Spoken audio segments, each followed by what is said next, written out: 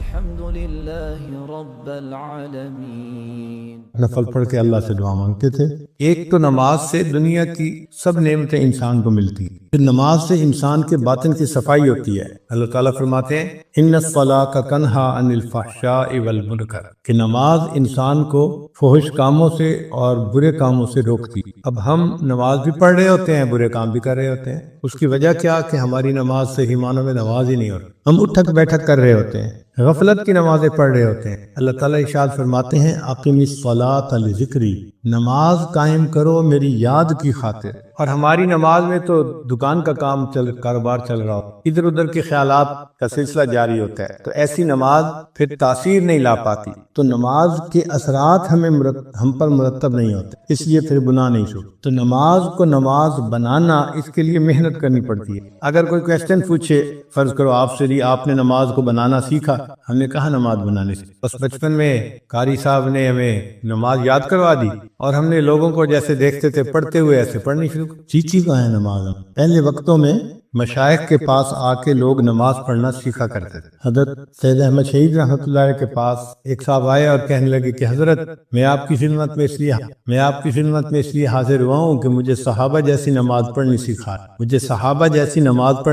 سکھا دیں۔ نبی علیہ السلام نے صحابہ کو سکھایا اور صحابہ نے آگے امت کو سکھایا۔ چنانچہ اللہ کے محبوب صلی اللہ علیہ وسلم نے کھڑے ہو کے صحابہ کو نماز پڑھ کے دکھائی، فرمایا صلو کما رأیتمونی اصلی، تم جیسے مجھے دیکھ رہے ہو نماز پڑھتے ہوئے اس طرح نماز پڑھو۔ تو ظاہری صورت تو ہم نماز کی بنا لیتے ہیں، لیکن نماز کے اندر اللہ کی طرف کس طرح دھیان ہونا چاہیے، کس طرح دنیا سے ہمیں کٹ کے نماز پڑھنی چاہیے، وہ ہمیں سمجھ نہیں ہوتی۔ اور دنیا کی محبت اتنی ہمارے دلوں میں ہوتی ہے کہ وہ ہماری جان نہیں چھوڑتی۔ نماز میں بھی دنیا کا خیال۔ ایک بزرگ سے کسی نے پوچھا حضرت آپ کو نماز میں دنیا کا خیال آتا ہے؟ انہوں نے فرمایا وہی نہ دنیا نہ نماز میں آتا ہے نہ نماز کے بغیر آتا ہی نہیں۔ اب ہم اگر چاہتے ہیں کہ نماز کے اندر ہماری حضوری بن جائے، اس کے لیے ہمیں کثرت ذکر کرنی پڑے۔ آپ حیران ہوں گے جی کہ ذکر کا کیا تعلق نماز کی یکسوئی کے ساتھ؟ ذکر سے انسان کو یکسوئی ملتی ہے، اور وہ یکسوئی، وہ کنسنٹریشن پھر نماز میں کام آتی ہے۔ اس کو ایک مثال سے سمجھیں۔ ایک آدمی اگر کہے کہ جی میں نے باکسنگ کا مقابلہ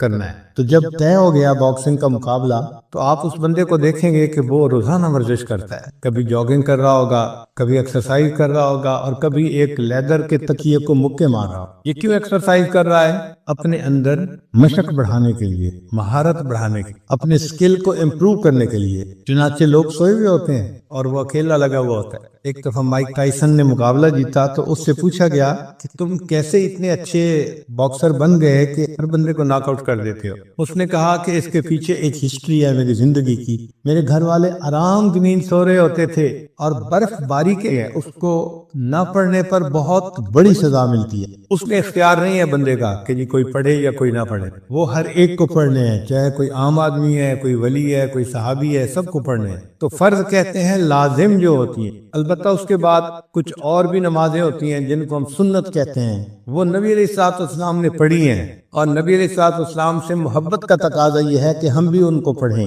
ان کا اجر بھی بہت۔ چنانچہ جو سنت مؤکدہ ہیں 12، جیسے ظہر کی 4 سنتیں، فجر کی 2 سنتیں، اور مغرب کے بعد بھی 2 سنتیں ہیں، اور عشاء کے فرض کے بعد بھی سنتیں ہیں۔ ان سنتوں کو جو بندہ باقاعدگی سے پڑھتا ہے، حدیث پاک میں آتا ہے اللہ تعالیٰ قیامت کے دن اس کو جہنم سے امن عطا فرمائے۔ پھر کچھ ایسی رکعتیں ہوتی ہیں جن کو ہم نفل کہتے ہیں، وہ بندے کا اللہ سے محبت کا اظہار ہوتا ہے، ان کو آپشنل کہتے ہیں۔ اگر کوئی پڑھ لے گا تو ثواب ملے گا، اگر نہیں پڑھے گا تو وہ فائدہ نہیں اٹھا پائے گا، کوئی سزا نہیں ہوتی اس کے اوپر۔ یہ نمازیں بھی بہت اہمیت کی حامل۔ آج کل کے دور میں طبیعتوں میں سستی اتنی آ گئی ہے کہ نوجوان بس فرض پڑھتے ہیں یا مشکل سے سنت نماز پڑھی اور پھر مسجد سے چلے جاتے۔ وقت بھی ہوتا ہے، کوئی ڈنڈا لے کے سر پہ نہیں کھڑا ہوتا کہ بھئی نکلو یہاں سے، وقت بھی ہوتا ہے، مگر طبیعت کے اندر نفل پڑھنے کا شوق نہیں ہوتا۔ یہ افسوس کی بات۔ نفل کو بھی ہمیں پڑھنا چاہیے، چنانچہ حدیث پاک میں نفل نمازوں کو پڑھنے کے بڑے فضائل وارد ہیں۔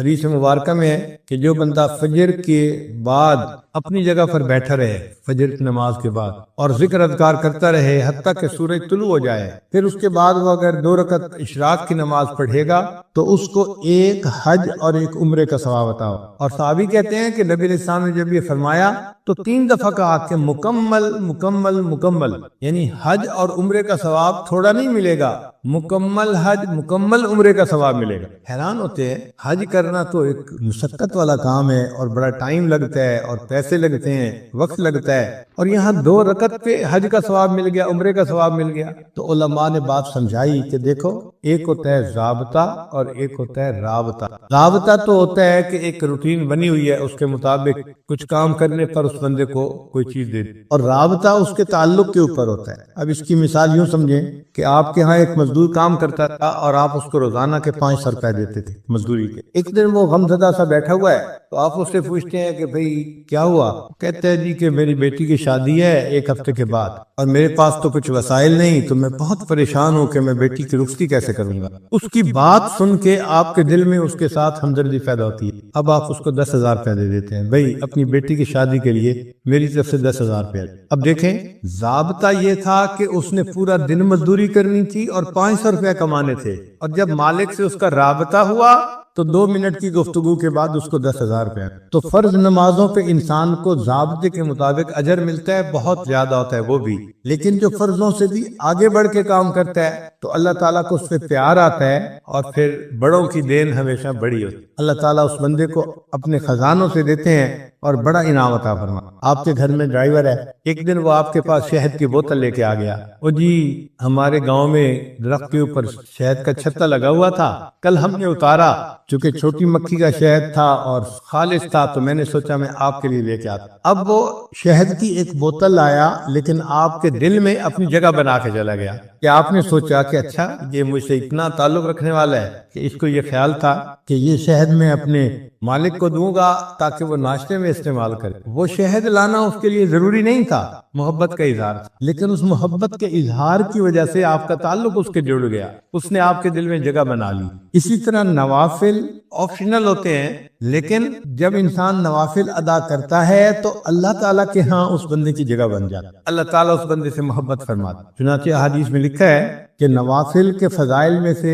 ایک یہ بھی ہے کہ قیامت کے دن اللہ تعالیٰ بندے کی نماز کو چیک کریں گے، دیکھیں گے، اور اگر نماز میں کوئی کمی ہوگی، کوتاہی ہوگی، تو اللہ تعالیٰ فرشتوں کو فرمائیں گے میرے اس بندے کے نام اعمال میں نوافل کو دیکھو، اگر نفل موجود ہیں تو ان کو فرضوں کی جگہ قبول کر لو۔ سبحان اللہ، ہمارے نوافل ہمارے فرضوں کی کمی کو پورا کر دیں گے۔ تو یہ کتنا بڑا اللہ کا فضل ہے اور کرم ہے کہ ان کو ہم باقاعدگی سے اگر پڑھیں تو اللہ تعالیٰ اس کے بدلے ہمارے فرائض کے حساب کو آسان کر دیں گے۔ پھر یہ جو نوافل ہے نا، یہ فرائض کا حصار ہے کہ جو بندہ نوافل وقت پہ ادا کرتا ہے وہ فرائض کو اپنے وقت پہ زیادہ بہتر طریقے سے ادا کر سکے گا، اور اگر نوافل میں سستی کرے گا تو وقت کے ساتھ ساتھ سنن پر عمل کرنے میں سستی کرے گا، اور جو سنن پر سستی کرنے میں عمل کرے گا اللہ تعالیٰ اس کو فرائض سے محروم فرما دیں گے، اور جو فرائض سے محروم ہو گیا وہ انسان بدبخت اور شقی بن۔ تو نوافل حصار ہیں انسان کے فرائض کا، اور ہم دیکھتے بھی ہیں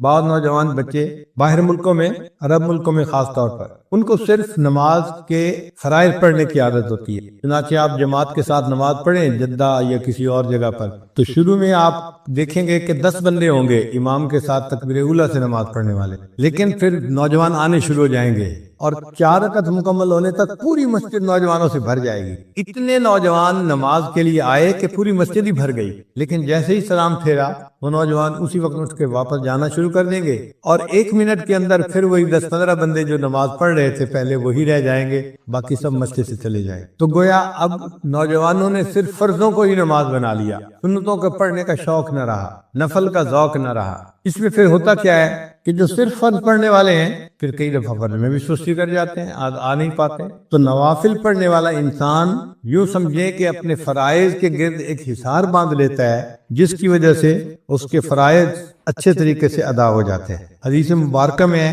ہمارے عمار ابن یاسر رضی اللہ تعالیٰ فرماتے ہیں کہ نبی علیہ السلام نے ارشاد فرمایا کہ جو بندہ نفل پڑھے گا اللہ تعالیٰ اس کے سب گناہوں کو معاف فرما دیں گے، اگرچہ وہ سمندر کی جھاگ کے برابر کیوں نہ ہو۔ تو نوافل کے ادا کرنے پر سمندر کی جھاگ کے برابر بھی گناہ ہوں گے، اللہ ان گناہوں کو معاف فرما دیں گے۔ تو سعادت ہے جس بندے کو نفل پڑھنے کی توفیق نصیب ہو جائے۔ اور ایک حدیث پاک میں ہے کہ بندہ جو نوافل پڑھتا ہے تو اللہ تعالیٰ فرشتوں کو فرماتے ہیں کہ اس کے نام اعمال میں صدقہ کرنے کا ثواب لکھا جائے، اور صدقہ کرنے سے مصائب ٹلتے ہیں۔ گویا نوافل پڑھنے والے بندے کے مصائب کو اللہ تعالیٰ اس کے اوپر سے ہٹا دیتے ہیں۔ آپ دیکھیں ہم اپنی پریشانیوں کے دور ہونے کے لیے کتنے فکر مند ہوتے ہیں، اور بعض لوگ تو عملیات کے پیچھے بھاگتے ہیں، اس سے پوچھو اس سے پوچھو کیا عمل کریں کیا عمل کریں۔ بھائی سب سے بہتر عمل آپ نفل پڑھنا شروع کر دیں، نمازوں کے ساتھ جو نفل ہیں ان نوافل کی برکت سے اللہ آپ کو مصیبتوں سے محفوظ فرما لیں گے۔ حضرت جابر رضی اللہ عنہ روایت کرتے ہیں کہ نبی علیہ السلام نے ارشاد فرمایا کہ جو لوگ دنیا میں نوافل ادا کرنے والے ہوں گے ان نوافل کے بدلے قیامت کے دن ان بندوں کو نور عطا کیا جائے گا۔ قیامت کے دن اندھیرا ہوگا اور ایمان والوں کے سروں کے اوپر نور ہوگا، جیسے ٹارچ ہوتی ہے نا بندے کے ہاتھ میں، اور اس ٹارچ کی روشنی میں وہ قیامت کے دن اندھیرے کا سفر کر رہے ہوں گے۔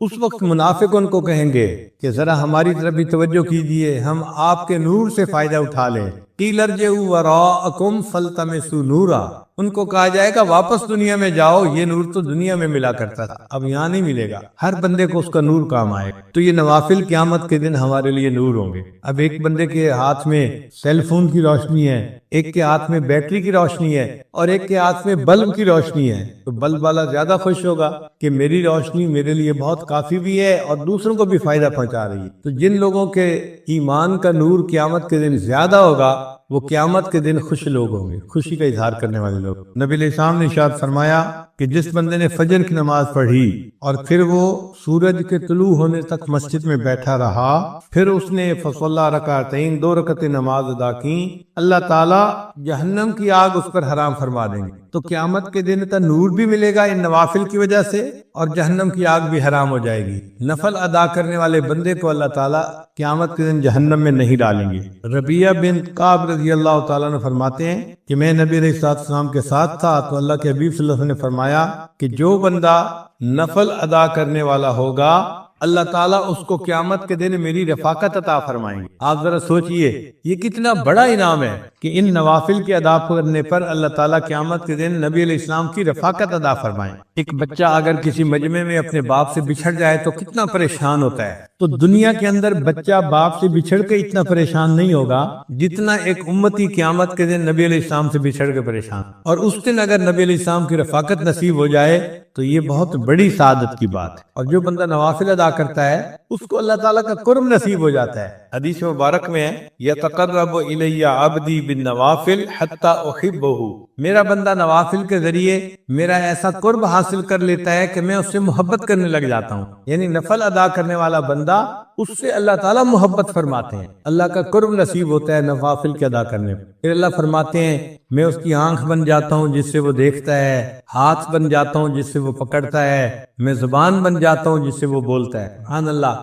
یہ حدیث مبارکہ تو بڑے عجیب مضمون کی حامل ہے کہ اللہ تعالیٰ فرماتے ہیں میں اس کے ہاتھ بن جاتا ہوں جس سے وہ پکڑتا ہے، آنکھ بن جاتا ہوں جس سے وہ دیکھتا ہے۔ محدثین نے اس کے معنی یہ لکھے ہیں کہ یہ جو جسم کے اعضاء ہیں یہ انسان کے معاون ہوتے ہیں۔ دیکھیں ہم جو کام بھی کرنا چاہتے ہیں تو ہاتھ، پاؤں، آنکھ یہ سب ہمارے معاون ہیں، ان کے ذریعے سے ہی ہم وہ کام کرتے ہیں۔ تو جب اللہ تعالیٰ نے فرمایا کہ میں اس کی آنکھ بن جاتا ہوں، ہاتھ بن جاتا ہوں، اس کا ایک معنی تو یہ ہے کہ اللہ تعالیٰ اس کے کاموں میں اس کے معاون بن جاتے ہیں، اور دوسرا معنی یہ ہے کہ انسان کے اعضاء اس کے محافظ بھی ہوتے ہیں۔ اگر کوئی آدمی آپ کی طرف پتھر پھینکتا ہے فرض کرو تو آپ اپنے ہاتھوں سے اس کو کیچ کر لیتے ہیں، لگنے نہیں دیتے، روک لیتے ہیں۔ آپ کو کسی جگہ خطرہ ہو تو آپ بھاگتے ہیں وہاں سے بچنے کے لیے۔ تو اعضاء بندے کے محافظ بھی ہوتے ہیں۔ تو جب اللہ تعالیٰ بندے کے اعضاء کا ذکر فرما رہے ہیں تو محدثین نے کہا اس کا معنی یہ کہ اللہ تعالیٰ بندے کے محافظ بن جاتے ہیں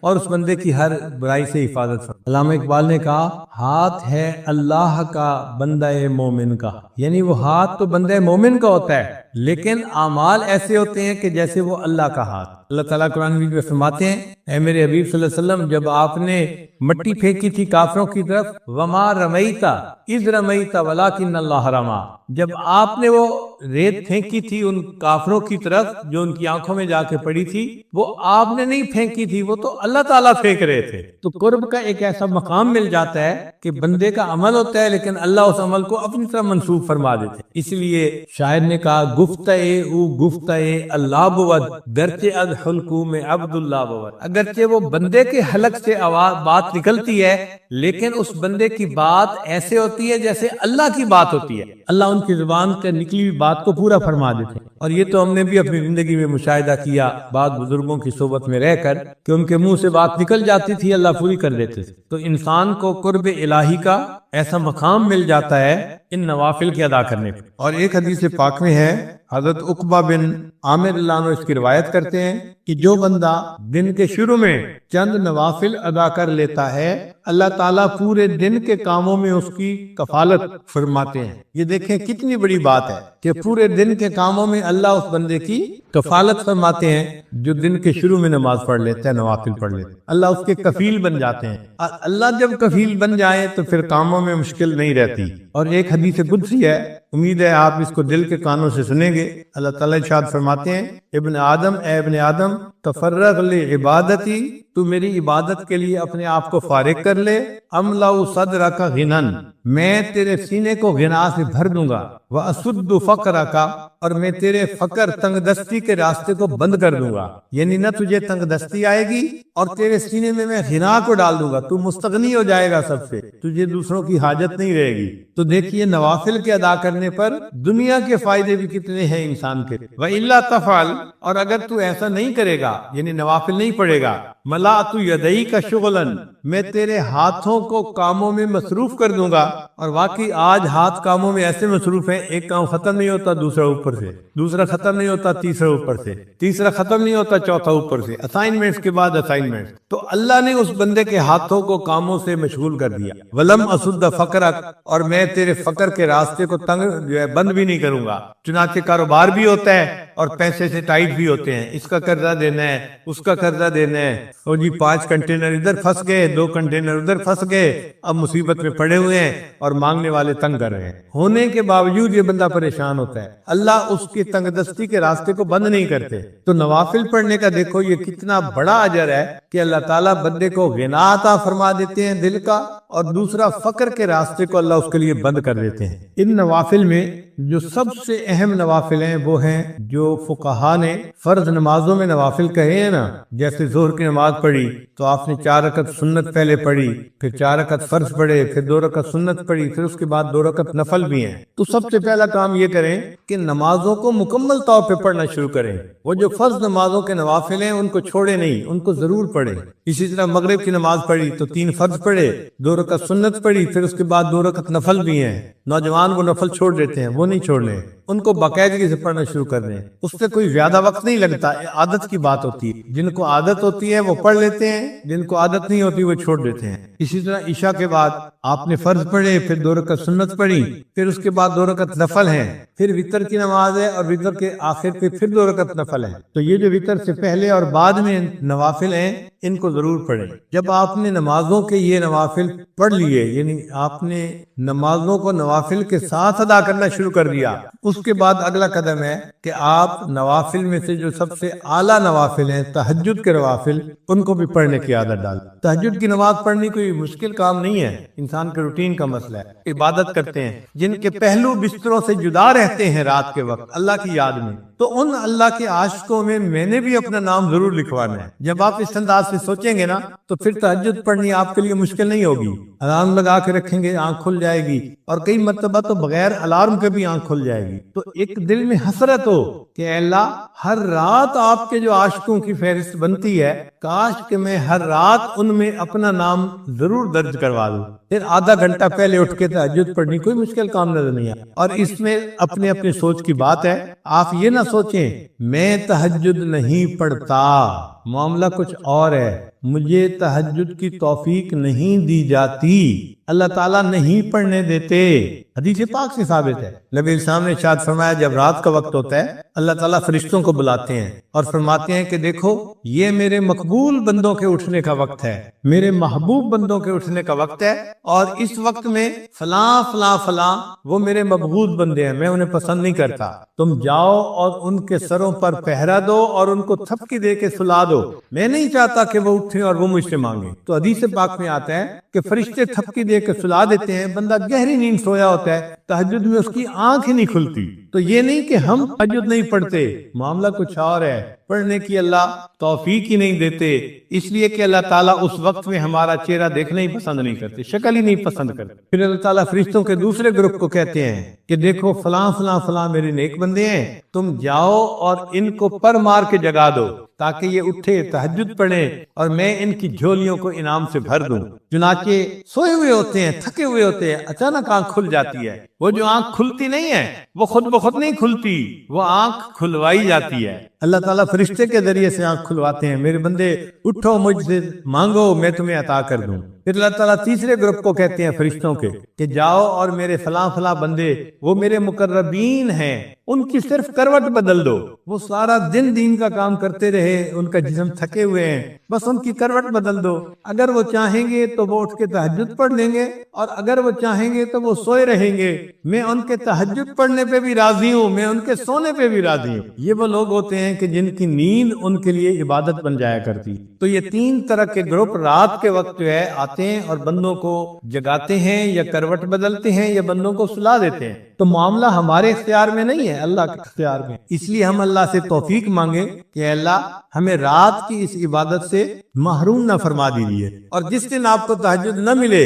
غم ہونا چاہیے، فکر ہونی چاہیے کہ آج کون سا گناہ مجھ سے سرزد ہو گیا جس کی وجہ سے میں تہجد سے محروم کر دیا گیا۔ فکر ہوگی تو تہجد کی توفیق کی نصیب ہوگی۔ آج بھی دنیا میں ایسے لوگ ہیں سالوں ان کی تہجد قضا نہیں ہوتی۔ ہمارے حضرت مرشد عالم رحمت اللہ علیہ فرمایا کرتے تھے کہ تہجد کے وقت اتنا نور برستا ہے کہ دیہاتی عورتیں جو اس وقت اٹھ کر لسی بناتی ہیں اپنے گھروں میں وہ بھی تہجد کے انوارات سے محروم نہیں رہتی۔ تو جو عورتیں لسی بلوتی ہیں اگر وہ تہجد کے انوارات سے محروم نہیں رہتی تو جو اٹھ کے، آپ یوں سمجھیں کہ جن لوگوں کے نفسانی شیطانی تعلقات ہوتے ہیں ان کو اگر اپنے دوست سے ملنے کا وقت مل جائے تو کتنے خوش پھر رہے ہوتے ہیں، ان کو اس وقت کا انتظار ہوتا ہے۔ اگر یہ دنیا کے اس قسم کے تعلقات میں ان کی یہ حالت ہے تو جن کو اللہ سے محبت ہے پھر ان کو بھی دن میں 5 مرتبہ اپنے محبوب سے ملاقات کا انتظار ہوتا ہے۔ وہ فجر پڑھتے ہیں، ظہر کا انتظار شروع، ظہر پڑھتے ہیں تو پھر عصر کا انتظار شروع،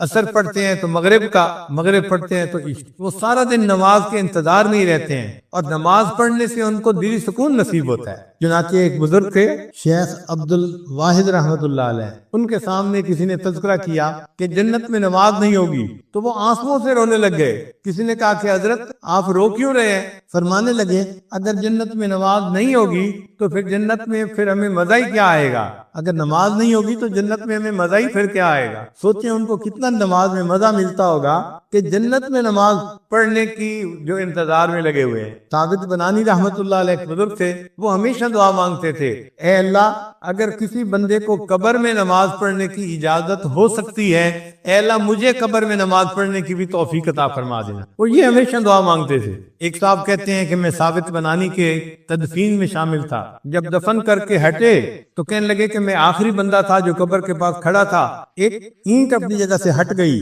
تو میں نے سوچا کہ میں اس اینٹ کو ذرا ٹھیک کر دیتا ہوں۔ وہ کہتے ہیں کہ ٹھیک کرنے کے لیے جو میں نے اینٹ کو اٹھایا میں نے اپنی آنکھوں سے دیکھا کہ ثابت بنانی اپنی قبر میں نماز کی نیت کر کے کھڑے ہوئے۔ تو دیکھیے لوگ تو قبر میں نماز پڑھنے کی دعائیں مانگتے ہیں اور ہم سے دنیا کی 5 نمازیں نہیں پڑھی جاتی، اور اگر پڑھتے بھی ہیں تو پھر نوافل چھوڑ دیتے ہیں۔ نوافل ضرور پڑھیں، کیا پتہ یہی نوافل قیامت کے دن ہمارے فرائض کی بدلے میں قبول کر لیے جائیں۔ اور تہجد کی نماز میں تو انسان کو خیر ملتی ہے، جو بندہ اللہ سے خیر لینا چاہے وہ تہجد کے وقت اٹھے اور اللہ سے مانگے، اللہ جھولیاں بھر دیتے ہیں۔ حدیث پاک میں ہے اللہ تعالیٰ فرماتے ہیں حل من سائل فاعطی علی، ہے کوئی سوال کرنے والا کہ جسے میں عطا کروں؟ جب بادشاہ اعلان کروا رہا ہے کوئی مانگنے والا جسے عطا کیا جائے اور مانگنے والے سوئے پڑے ہوتے ہیں تو ان کو کیسے ملے گا؟ تو تہجد کے وقت میں چاہے آپ 15 منٹ پہلے اٹھیں، آدھا گھنٹہ پہلے اٹھیں، اٹھ کے 4 رکعت پڑھ کے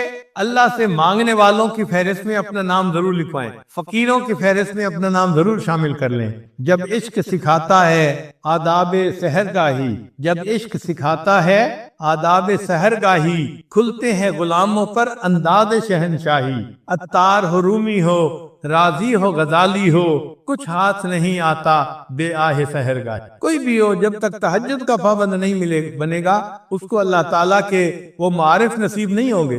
تو اگر وہ معارف حاصل کرنا چاہتے ہیں، ہمیں اپنی تہجد کی نماز کو پکا کرنا پڑے گا۔ مرد بھی نماز کو پابندی سے پڑھیں، عورتیں بھی نماز کو پابندی سے پڑھیں۔ یہ سب سے افضل نماز ہے سالکین کے لیے، تہجد کی نماز۔ پھر اس کے بعد اشراق کی نماز ہے۔ اشراق کی نماز یہ ہے کہ انسان فجر کی نماز پڑھے، پھر اپنی جگہ پر بیٹھے ہوئے تلاوت کرے، تسبیحات پڑھے، اور جب سورج ایک نیزہ اوپر آ جائے تو اس وقت 2 رکعت 4 رکعت نوافل پڑھ لے۔ وہ اشراق کی نماز کہلاتی ہے، اور حدیث پاک میں ہے کہ اس نماز کو پڑھنے پر اللہ بندے کو ایک حج اور ایک عمرے کا ثواب عطا فرماتا۔ ہم تو ثواب کی خاطر پڑھتے ہیں نا، لیکن جو اللہ والے ہوتے ہیں نا، وہ ثواب کی خاطر پڑھتے ہیں، مزے کی خاطر پڑھتے ہیں۔ ان کو ثوابوں کی طلب کم ہوتی ہے، اپنے محبوب سے محبت کا تعلق نبھانے کا ان کو شوق زیادہ ہوتا ہے۔ حضرت خواجہ مجذوب رحمۃ اللہ فرماتے ہیں، بندگی سے ہمیں تو مطلب ہے، بندگی سے ہمیں تو مطلب ہے، ہم ثواب و عذاب کیا جانے۔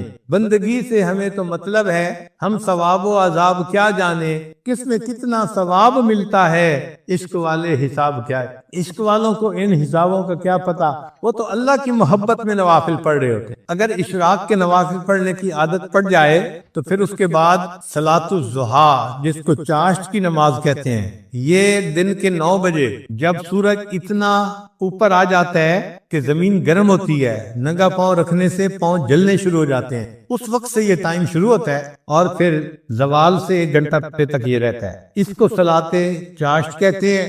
یہ اگر 2 رکعت بھی پڑھ لے تو بہت اچھا، ورنہ 12 رکعت تک پڑھ سکتے ہیں۔ اس میں اللہ نے روزے کی برکت رکھی ہوئی ہے، چنانچہ جو بندہ چاشت کی نماز پڑھتا ہے، اللہ تعالیٰ اس کو برکت والی روزی عطا فرما دیتے۔ اب بہت سارے لوگ اپنے دفتروں کی وجہ سے یہ لمبی نماز تو نہیں پڑھ سکتے، مگر کم از کم 2 رکعت تو پڑھنی چاہیے، انٹری تو ہو جانی چاہیے۔ بلکہ فقہا نے تو یہاں تک لکھا ہے کہ اگر یہ بندہ دفتر میں اتنا مصروف ہو جاتا ہے کہ وہاں اس کے لیے نفل پڑھنا ممکن نہیں ہوتا، تو اشراق کے وقت میں 2 رکعت نفل اشراق کی نیت سے پڑھ لے اور 2 رکعت نفل چاشت کی نیت سے پڑھ لے، اللہ اس کو بھی قبول فرما لیں گے۔ تو اشراق اور چاشت تو اس طرح ہو گئی۔ پھر اس کے بعد تیسری نماز ہے جس کو صلاۃ اوابین کہتے ہیں، وہ مغرب کے بعد 6 رکعت پڑھنی ہوتی ہیں نفل، مغرب اور عشاء کے درمیان میں۔ کوئی مشکل نہیں، اگر انسان ہمت کر لے تو پڑھ سکتا ہے۔ 6 رکعت نفل پڑھنے پہ 5 منٹ لگتے ہیں یا 6 منٹ لگتے ہیں، لیکن اجر پتہ ہے کتنا؟ حدیث پاک میں ہے کہ جو بندہ اوابین کے 6 رکعت نفل پڑھتا ہے، اللہ اس کو 12 سال کی عبادت کا ثواب عطا فرماتا ہے۔ 6 رکعت پڑھنے پر 12 سال کی عبادت کا ثواب ملا تو سوچئے یہ کتنا بڑا انعام ہے۔ جو لوگ حفاظ ہیں وہ تہجد میں قرآن پڑھا کریں، منزل جو ہوتی ہے نفلوں میں۔ اگر تہجد میں اٹھنا مشکل ہے تو پھر دوسرا طریقہ مغرب اور عشاء کے درمیان 2 رکعت 4 رکعت میں اگر ایک پارہ پڑھ لے تو ان کے قرآن پاک کی منزل پکی رہے گی ہمیشہ۔ اور رات کی نماز کو تہجد کی نماز کہتے ہیں۔ تو گویا 5 فرض نمازیں ہوئیں اور 4 نفل نمازیں ہوئیں، اشراق، چاشت، اوابین، تہجد۔ تو جیسے عام لوگ 5 فرض نمازوں کا اہتمام کرتے ہیں، سالکین ہوتے ہیں، ان کو 9 نمازوں کا ایسے اہتمام کرنا چاہیے۔ ان کے لیے یہ 4 نمازیں بھی محبت کی بنا پہ فرض کی مانند ہوتی ہیں نفل نمازیں، لیکن محبت کے میدان میں وہ اس طرح اس کو ادا کرتے ہیں جیسے فرض ہوتا ہے۔ پھر اس کے بعد بھی کچھ نمازیں ہیں۔ انسان جب وضو کرتا ہے تو تحیت الوضو 2 رکعت نفل پڑھنے وہ بھی مسنون ہے۔ مسجد میں داخل ہوتا ہے تو 2 رکعت تحیت المسجد پڑھنا یہ بھی مسنون ہے۔ تو ان نمازوں کو بھی پڑھنا چاہیے، جب موقع ملے تحیت الوضو پڑھیے، تحیت المسجد پڑھ لیجئے۔ پھر اگر انسان سے کوئی غلطی ہو گئی تو صلاۃ التوبہ 2 رکعت توبہ کے پڑھنا یہ بھی حدیث سے ثابت ہے۔ پھر اگر اللہ نے کوئی نعمت عطا فرما دی تو 2 رکعت شکرانے کی ادا کرنا یہ بھی حدیث پاک سے ثابت ہے۔ ان نمازوں کو جتنا آپ پڑھ سکتے ہیں اتنا پڑھیں، ان کا اجر ملے گا، اس کے بدلے فرض قبول ہو جائیں گے، اور قیامت کے دن اللہ تعالیٰ بندے کو نبی علیہ السلام کی رفاقت عطا فرمائیں گے اور اونچا مرتبہ عطا فرمائیں گے۔ اور ایک خاص نکتہ ان نوافل کو پڑھنے کے لیے یہ ہے کہ نوافل کو چھوڑا نہ کریں. کیوں؟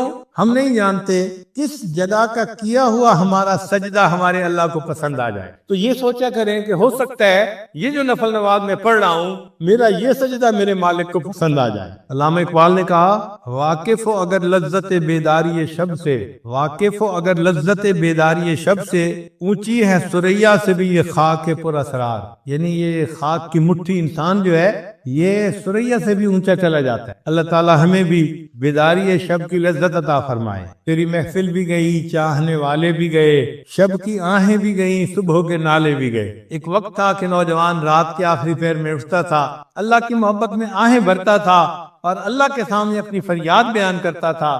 آج راتوں کو اٹھنے والے بہت تھوڑے ہو گئے. اس کہت الرجال کے دور میں دلوں میں یہ نیتیں کیجئے کہ ہم ان نوافل کو باقاعدگی سے پڑھیں گے اور تہجد کو پابندی کے ساتھ پڑھیں گے اور اللہ کی عبادت کریں گے، اپنے اللہ کو منانے کی کوشش کریں گے. اللہ تعالی ہمارے معاملات کو ٹھیک کر دے اور ہمیں اللہ تعالی اپنے مقبول بندوں میں شامل فرمائے. وآخر دعوانا ان الحمد للہ رب العالمین. چنانچہ ایک آخری واقعہ سنا کر یہ عادت اپنی بات کو سمیٹتا ہے. ایک محدث گزرے ہیں امام بقی الدین ابن مخلد رحمۃ اللہ علیہ. ان کا تذکرہ امام زاہبی رحمۃ اللہ علیہ نے سیر اعلام النبلاء اس میں کیا ہے. یہ اسپین کے رہنے والے تھے اور ان کی عمر 20 سال تھی. اب ذرا غور کیجئے کہ 20 سال کا نوجوان، اس میں تو دنیا کی تمنائیں، خواہشات، شہوتیں اتنی ہوتی ہیں کہ علم کی طلب اس کے اندر بہت کم ہوتی ہے. اور یہ علم کی طلب کے اندر ایسے ڈوبے ہوئے تھے کہ ہر قربانی کے لیے تیار. کہتے ہیں میں نے ایک بڑی کشتی کے اوپر سواری کر لی اور مجھے بہت سارا وقت حصہ جو ہے سفر کا وہ سمندر کے ذریعے طے کرنا تھا. اللہ کی شان، ہماری کشتی وہ طوفان میں گر گئی، ہائی ٹائیڈ کے اندر گر گئی. اور جب ہائی ٹائیڈ کے اندر کشتی گر جائے تو ایسے لگتا ہے کہ ابھی الٹ جائے گی. ہم لوگوں کو بیماری ہو گئی، جو پیٹ میں تھا وہ سب ہم نے کہہ کر دی، طبیعت خراب، کچھ کھانے کو دل نہیں چاہتا. پھر ہمارے پاس پینے کو پانی بھی نہ رہا تو ہم سمندر کا نمکین پانی پیتے تھے. پھر ایک وقت آیا کھانے کو بھی کچھ نہ رہا. ہمیں 1.5-2 مہینے وہاں طوفان نے گھیرے رکھا، ہم سفر نہیں کر سکے. اب کپڑے بھی میلے، نان نفقہ بھی ختم، اور سمندر کے اندر ہم اپنی موت کے انتظار میں. مگر اللہ کی شان کہ اللہ رب العزت نے حفاظت کرنی تھی. طوفان ختم ہوا اور ہمارا سفر شروع ہوا اور ایک وقت آیا کہ ہماری کشتی کنارے لگی. میں نیچے اترا، اپنی گٹری میں نے اپنے کندھے پر اٹھائی، سر پہ اٹھائی اور میں نے سفر شروع کیا، اس لیے کہ مجھے کئی 100 میل کا سفر پیدل کرنا تھا. جانا کہاں تھا؟ بغداد جانا تھا، امام احمد بن حنبل رحمۃ اللہ علیہ سے حدیث پڑھنے کے لیے. یہ ان کے دل کی تمنا تھی. کہتے ہیں کہ میں دن رات پیدل چلتا رہا، سفر کرتا رہا، حتیٰ کہ جب میں نے بغداد شہر کو دیکھا نا آنکھوں کے سامنے تو میرے جسم نے جواب دے دیا. اتنی تھکن تھی، میں ایک درخت کے نیچے گٹھڑی کو رکھ کر لیٹ گیا اور بہت گہری نیند سو گیا. جب سو کے اٹھا تو میں نے کہا کہ چلو میں شہر جاتا ہوں. تو میں نے راستے میں ایک بندے کو آتے ہوئے دیکھا. میں نے اس بندے کو سلام کر کے پوچھا کہ سناؤ امام احمد بن حنبل کا کیا حال ہے؟ اس نے کہا کیوں پوچھ رہے ہو؟ میں نے کہا میں اتنا دور سے سفر کر کے ان سے علم حاصل کرنے کے لیے آیا ہوں. اس بندے نے ٹھنڈی سانس لی. اے نوجوان، تمہاری یہ خواہش پوری نہیں ہو سکے. کیوں؟ اس نے کہا کہ حاکم وقت امام احمد بن حنبل سے کسی وجہ سے ناراض ہو گیا ہے. اس نے ان کو گھر میں نظر بند کر دیا ہے. نہ کوئی بندہ ان سے مل سکتا ہے، نہ وہ کسی بندے سے مل سکتے ہیں. تم تو علم حاصل نہیں کر سکو گے. کہتے ہیں کہ یہ خبر بجلی بن کے گری میرے دل پر، مگر میں چلتا رہا حتیٰ کہ شہر پہنچ کے ایک سرائے کے اندر میں نے کمرہ کرائے پر لے لیا اور میں وہاں رات کو لیٹ گیا. اگلے دن اٹھا تو میں نے سوچا اتنا بڑا شہر ہے، آخر کہیں تو حدیث کا درس ہوتا ہوگا. تو مجھے پتا چلا کہ عصر کی نماز کے بعد ایک محدث تھے جو استاد المحدثین تھے، یحییٰ ابن معین رحمۃ اللہ علیہ، جو جرح اور تعدیل کے امام کہے جاتے ہیں. وہ حدیث کا درس دیتے تھے. میں عصر کے بعد وہاں پہنچ گیا. انہوں نے ایک حدیث مبارکہ پڑھائی، پھر بتایا، پھر اس کے بعد کوسچن آنسر کی نشست شروع ہوئی. تو لوگوں نے ان سے روات کے بارے میں سوال پوچھنے شروع کر دیے. فلاں راوی کے بارے میں آپ کیا کہتے ہیں، فلاں راوی کے بارے میں. تو کہنے لگے کہ یحییٰ بن معین رحمۃ اللہ علیہ وہ جواب دینے لگے. تو میں اٹھا اور میں نے اٹھ کر کہا کہ جی آپ ہشام بن عمار کے بارے میں کیا کہتے ہیں؟ ان کا وہ چادر والے؟ میں نے کہا ہاں۔ کہنے لگے اگر ان کی چادر کے نیچے تکبر بھی آ جائے تو بھی ان کی ثقافت میں کوئی فرق نہیں پڑتا، یعنی وہ اتنے ثقہ ہیں، پکے بندے۔ پھر میں نے دوسرا کوسچن پوچھنا شروع کیا تو جو قریب والے تھے انہوں نے میرا کرتا پکڑ کے کھینچا، ان کا طالب علم تو اجنبی نظر آتا ہے۔ یہاں کی مجلس کا یہ دستور ہے کہ ہر بندہ ایک مجلس میں ایک کوسچن پوچھ سکتا ہے، سارے کوسچن ایک ہی پوچھے گا تو باقیوں کی باری کیسے آئے گی؟ بیٹھ جاؤ۔ کہنے لگے جب انہوں نے کہا بیٹھ جاؤ تو میں نے، مسکین چہرہ تو تھا ہی صحیح، ان کی منت سماجت شروع کر دی، میں نوارد ہوں، مجھے پتہ نہیں تھا، میں نے اصل کوسچن تو اب پوچھنا تھا، میں یہ کوسچن پہلے پوچھتا۔ لوگوں نے میری فریاد کو دیکھا تو ان کو ترس آ گیا، وہ کہنے لگے اچھا ایک کوسچن اور پوچھ سکتے ہو۔ کہتے ہیں کہ میں نے یحییٰ بن معین رحمۃ اللہ علیہ سے ایک کوسچن اور پوچھتا، اور وہ کوسچن کیا تھا؟ میں نے پوچھا کہ مجھے امام احمد بن حنبل کے بارے میں آپ بتائیے کہ آپ کیا کہتے ہیں۔ میرے اس سوال کو سن کر یحییٰ بن معین رحمۃ اللہ علیہ نے سر کو جھکا لیا، مجمع پہ سناٹا چھا گیا، پن ڈراپ سائلنس۔ لوگ حیران تھے کہ اس بندے نے ایسا کوسچن پوچھ لیا، اس کو نہیں پتا کہ حاکم وقت کے اطاعت میں ہے وہ۔ تھوڑی دیر خاموشی رہی، بالآخر یحییٰ بن معین رحمۃ اللہ نے سر اٹھایا، ٹھنڈی سانس لی اور کہا کہ امام احمد بن حنبل امام المسلمین ہے۔ جب انہوں نے یہ الفاظ کہے کہ احمد بن حنبل امام المسلمین ہے تو میں نے دل میں اور پکا ارادہ کر لیا کہ میں نے ان سے حدیث پڑھنی ہے۔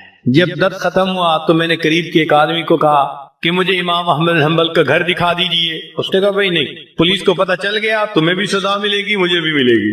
پھر میں نے اس کو کہا کہ بھئی ایسے کرو کہ مجھے ساتھ لے چلو اور امام احمد بن حنبل رحمۃ اللہ علیہ کے دروازے سے گزرتے ہوئے تم آنکھ کے اشارے سے بتا دینا کہ یہ گھر ہے، پھر میں جانوں میرا کام جانے۔ اس نے کہا چلو اتنا میں کر دیتا ہوں۔ تو اس نے مجھے امام احمد بن حنبل کے گھر کا دروازہ دکھا دیا، میں نے راستہ اچھی طرح یاد کر لیا اور میں لوٹ کے اپنے ہوٹل کے کمرے میں آ گیا۔ اب میں رات بھر سوچتا رہا کہ امام احمد بن حنبل سے میں علم حاصل کیسے کر سکتا ہوں، مجھے چین نہیں آتا تھا، میرا دل سکون میں نہیں تھا، میں کیسے ان سے علم حاصل نہ کروں، مجھے ہر قیمت پہ علم حاصل کرنا ہے۔ کہنے لگے جب صبح اٹھا تو میرے ذہن میں ایک خیال آیا، میں نے کیا کیا، اپنے ایک گھٹنے کو کپڑے سے باندھ لیا، یعنی جیسے کوئی وونڈ ہوتا ہے تو میں نے اس کے اوپر کپڑا باندھ دیا اور ایک لاٹھی پکڑ لی اور ایک کشکول بھی ہاتھ میں لے لیا اور باہر نکل کے میں نے بھیک مانگنی شروع کر دی۔ اس زمانے میں جو سائل بھیک مانگتا تھا وہ چیزیں نہیں مانگتا تھا، صرف ہاتھ پھیلا کر اتنا کہتا تھا اجرکم علی اللہ، اور اجرکم علی اللہ کہنے پر لوگ سمجھ جاتے تھے کہ اس کو ضرورت ہے، کچھ دے دیتے تھے کچھ نہیں دیتے تھے۔ کہنے لگے کہ میں شہر کی گلیوں میں بھیک مانگتا رہا، کچھ لوگ مجھے سوالیہ نظروں سے دیکھتے کہ چہرے سے تو یہ نوجوان نظر آتا ہے، کیوں بھیک مانگ رہا ہے، اور کچھ ترس کھا کے کچھ دے دیتے۔ میرے لیے بھی یہ ایک عجیب ایمبیرسمنٹ والی کنڈیشن تھی کہ میں بھیک مانگ رہا تھا لوگوں سے اور ان کی طرح طرح کی نظریں میں برداشت کر رہا تھا، مگر میں ایسے وقت میں امام احمد بن حنبل رحمۃ اللہ کے دروازے پر گیا کہ جب لوگوں کی چلت پھرت ذرا کم تھی، جیسے دوپہر کے بعد قیلولہ کا وقت ہوتا ہے، لوگ سو جاتے ہیں۔ اس وقت پہنچ کر میں نے بڑے درد سے یہی آواز لگائی اجرکم علی اللہ، اجرکم علی اللہ۔ میری آواز سن کر امام محمد بن حنبل رحمۃ اللہ علیہ نے بھی سوچا کوئی بڑا ہی محتاج ہے جو میرے دروازے پہ آیا ہے۔ امام صاحب نے دروازہ کھولا، ان کے ہاتھ میں ایک سکہ تھا جو وہ مجھے دینا چاہتے تھے۔ جب وہ سکہ مجھے دینے لگے اس وقت میں نے کہا حضرت میں مال کا فقیر نہیں، میں علم کا طلبگار، میں سنتوں کو جمع کرنے والا ہوں، اتنا لمبا سفر کر کے میں یہاں پہنچا ہوں، مجھے آپ سے علم حاصل کرنا ہے۔ امام صاحب نے کہا میں پڑھا نہیں سکتا، تم میرے گھر آ نہیں سکتے۔ میں نے کہا حضرت میں سارا دن بھیک مانگتا رہوں گا کہ لوگ مجھے بھکاری سمجھیں، مگر اس وقت میں آپ کے دروازے پر آ کر صدا لگاؤں گا، آپ یہی سکہ لے کر دروازہ کھول دینا، اگر کوئی بندہ موجود ہو تو سکہ دے کے چلے جانا، اور اگر بندہ موجود نہ ہو تو کچھ احادیث مجھے سنا دینا۔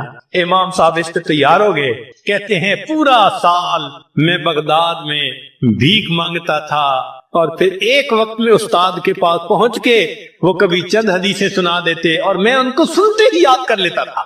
اس طرح میں نے ایک سال امام احمد بن حنبل رحمۃ اللہ علیہ سے علم حاصل کیا۔ اللہ کی شان کے 1 سال کے بعد جو وقت کا حاکم تھا وہ فوت ہو گیا. جو نیا حاکم بنا اس کو امام احمد بن حنبل رحمۃ اللہ علیہ سے عقیدت تھی. اس نے نظر بندی بھی ختم کر دی اور مسجد میں دوبارہ درس بھی شروع کروا دیا. جب پہلے دن امام صاحب نے درس دینا تھا تو جامع مسجد لوگوں سے کھچا کھچ بھری ہوئی تھی. میں بھی وہاں پہنچا مگر آگے جانے کی جگہ نہیں ملتی تھی. بڑی محنت کوشش کے بعد میں ذرا آگے گیا. امام صاحب نے دور سے مجھے دیکھا تو امام صاحب نے فرمایا لوگوں ذرا راستہ دے دو، علم کا صحیح طلبگار تو یہ نوجوان. علم کی تاریخ میں ایسے بھی حضرات گزرے کہ جو بھیک آج کے بعد اپنی دعاؤں میں جہاں اور بہت کچھ مانگتے ہیں اللہ سے برکت بھی مانگیں. ہمارا مسئلہ اصل میں برکت نہ ہونا ہے. جب برکت آ جائے گی آپ دیکھیں سکون بھی ہوگا، اولاد بھی تابع دار ہوگی، بیوی بھی فرما بردار ہوگی، گھر کے اندر محبتیں بھی ہوں گی، الفتیں بھی ہوں گی. ہمارے سارے مسئلے آٹومیٹکلی حل ہو جائیں گے، ہر چیز ان آرڈر آ جائے گی. اعمال سے تو برکت بڑھتی ہے اور کچھ اعمال سے برکت گھٹتی بھی ہے، وہ بھی پتا ہونا چاہیے. یہ نہ ہو کہ وہ عمل کرتے پھریں جو برکت ختم کر دیتے ہیں. تو برکت گھٹتی کس سے ہے؟ نمبر 1 بدنیتی سے گھٹتی. جو بدنیت انسان ہوگا نا اس کی زندگی میں برکت نہیں ہوگی اس کی. کئی ہوتے ہیں نا نیت کے کھوٹے، برا سوچنا، نیگیٹو تھنکنگ، بیوی کے بارے میں بھی نیگیٹو تھنکنگ، ماں باپ کے بارے میں بھی، دوستوں کے بارے میں بھی، دفتر میں کام کرتے ہیں وہاں نیگیٹو تھنکنگ. جو نیگیٹو تھنکنگ والا بندہ ہوگا نا اس کی زندگی میں کبھی برکت. اللہ اکبر کبیرہ. ایک شعر یاد آ رہا ہے پنجابی کا، آپ حضرات کو یہ عاجز آپ حضرات کو شعر سناتے ہیں، اس کا ترجمہ بھی ساتھ کر دے گا. ہمارے یہاں ایک بزرگ گزرے ہیں سلطان العارفین باہو سلطان رحمت اللہ ہے. ان کے پنجابی کا کلام بہت معروف ہے.